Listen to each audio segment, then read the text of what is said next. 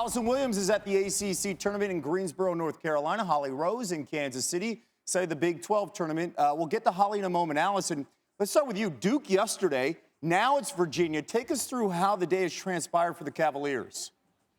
Well, Kevin, it seems just as quickly as Virginia's play in the ACC tournament was extended with that buzzer beater, it ended with a positive COVID-19 test result. The Cavaliers left Greensboro this morning to return to Charlottesville. They're disappointed but hopeful that they can still find a way to meet the COVID-19 protocols to play in the NCAA tournament.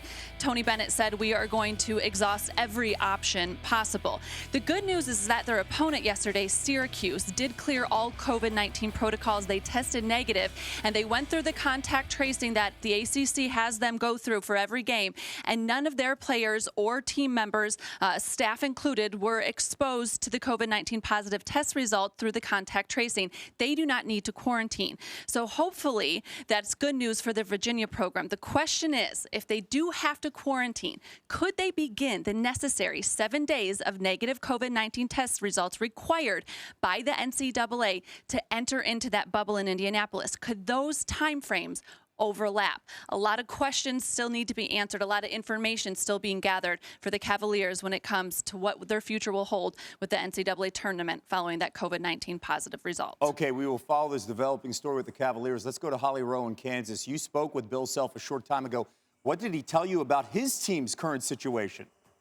Well, right now the Kansas Jayhawks are sequestered in the team hotel here in Kansas City, where they will remain until they leave Monday morning to go to Indianapolis and the NCAA bubble. The player who tested positive today will go home to Lawrence and begin a quarantine period.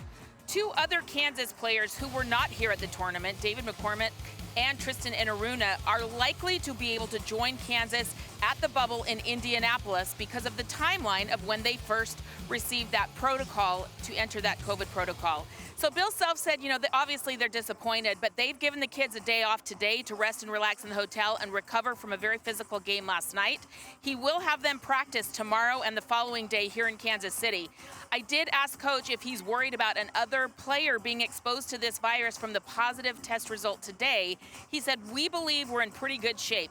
Because they are doing distance seating on the bus, assigned seating at meals, the benches that are distance, and the little Connexon chips that every player here at the Big 12 tournament is wearing, they're able to see the data that positive player hopefully did not have other contacts with the rest of the team. So things are very positive right now." Okay, fingers crossed for both programs as well as all the other teams facing this challenge in the next week. Allison, Holly with the very latest surrounding two programs dealing with COVID at the moment.